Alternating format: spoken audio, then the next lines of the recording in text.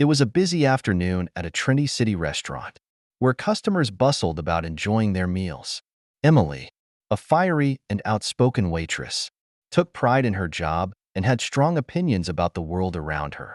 She was a staunch believer in standing up for her values, even when it came to her work.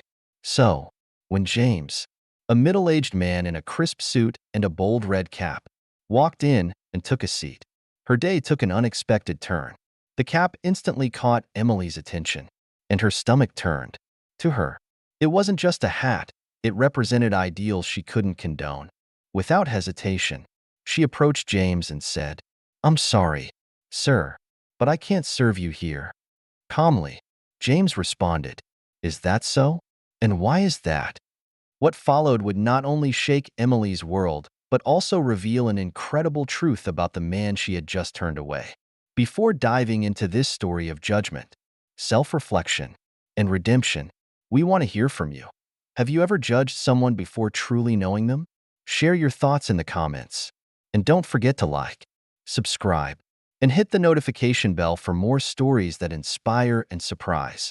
James entered the restaurant during the lunch rush, wearing a sleek suit and his bold red cap, a stark, unmistakable symbol that drew glances from several tables. He moved with calm confidence, surveying the bustling space before settling at a booth near the window. For James, the hat was more than just a piece of clothing. It represented his beliefs, his values, and his identity. He wore it often, unbothered by how others might perceive it. Emily, the waitress covering his section, noticed him almost immediately. She froze, her cheerful demeanor replaced by unease. To her, the red cap symbolized ideologies she passionately disagreed with. A deep sigh escaped her lips as she grabbed her notepad and approached his table, her steps hesitant but deliberate. "Good afternoon, sir. Can I help you find a seat elsewhere?" she asked, her tone curt. James looked up, his calm gaze meeting hers. "Actually, I'm comfortable right here. I'd like a menu, please." Emily's lips tightened. "I'm sorry, sir, but I can't serve you. You'll need to leave." James raised an eyebrow, his voice steady and polite. "May I ask why?" Emily hesitated but stood firm. "Your hat. It represents values that don't align with what I believe in. I won't serve someone wearing that." James leaned back in his seat, his expression unreadable. "Interesting. So, because of my hat, you've decided I don't deserve service here." Her frustration boiled over. "I have a right to refuse service if I feel uncomfortable." At that moment, Kate, the restaurant manager, noticed the escalating tension and approached the table. "Is everything okay here?" she asked, her eyes darting between Emily and James. Emily spoke quickly, trying to explain. "I've told this gentleman that I can't serve him. I don't feel comfortable." Kate's brow furrowed, clearly surprised. "And why is that, Emily?" "It's the hat," Emily said flatly, crossing her arms. Kate turned to James, offering a professional smile. "I apologize, sir. Let me take your order personally." James smiled graciously.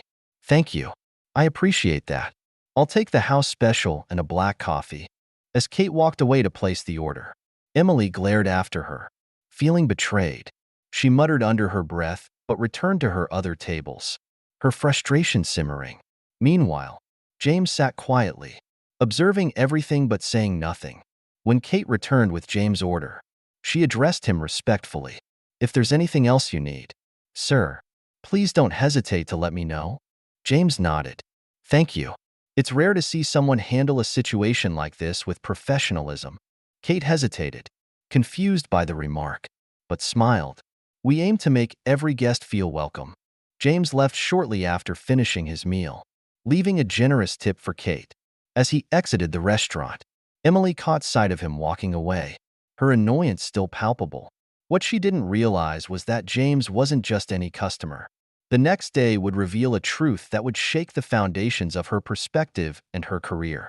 The morning after his dining experience, James sat in his home office, sipping coffee and reflecting on the events of the previous day.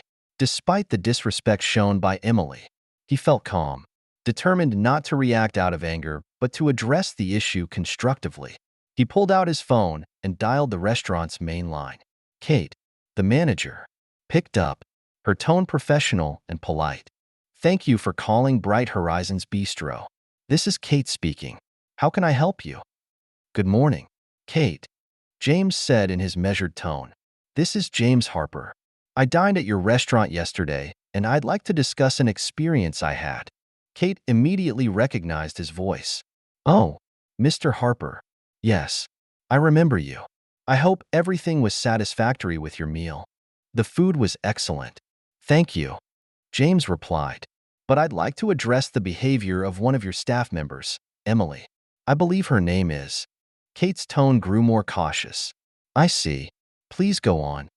James described the encounter succinctly, ensuring not to exaggerate or vilify Emily. I understand that people have differing opinions, and I respect that. However, I believe it's inappropriate for a staff member to refuse service based on personal beliefs, especially in a professional setting. Kate sighed, disappointment evident in her voice. Mr. Harper, I truly apologize for what happened. That's not how we operate, and I'll be addressing this immediately. Thank you for bringing it to my attention. Thank you for your time, Kate, James said. I appreciate your professionalism. Before ending the call, James added one more thing. You should know, I'm not just a customer. I'm the owner of Bright Horizons Bistro. Kate's breath caught audibly. You're the owner? Yes, James confirmed. I've been watching how the restaurant operates, and your actions yesterday were commendable. I'd like to meet with you and Emily later today to address this situation. Kate quickly agreed, a mixture of nerves and determination overtaking her. Of course, Mr. Harper. I'll arrange for Emily to come in. Later that afternoon, Kate called Emily into her office. Emily entered, already suspecting the subject of the meeting. Her defensiveness was evident in her posture and tone. Is this about yesterday? She asked curtly. Yes, it is, Kate said firmly. I've spoken with Mr. Harper, the gentleman you refused to serve. Emily crossed her arms. Look, Kate, I stand by what I did. That hat stands for things I don't agree with, and I have a right to refuse service if I feel uncomfortable. Kate leaned forward, her voice calm but authoritative. You may have personal beliefs, Emily, but when you're on the clock, your job is to provide excellent service to every customer, regardless of their appearance or opinions. What you did goes against the values of this restaurant. Emily opened her mouth to argue, but Kate held up a hand. There's more you need to know. Mr. Harper isn't just a customer. He's the owner of this restaurant. Emily's expression shifted from defiance to shock. Wait, what? That's right, Kate said. He didn't reveal his identity yesterday, but he called me this morning to share his experience. He's requested to meet with both of us.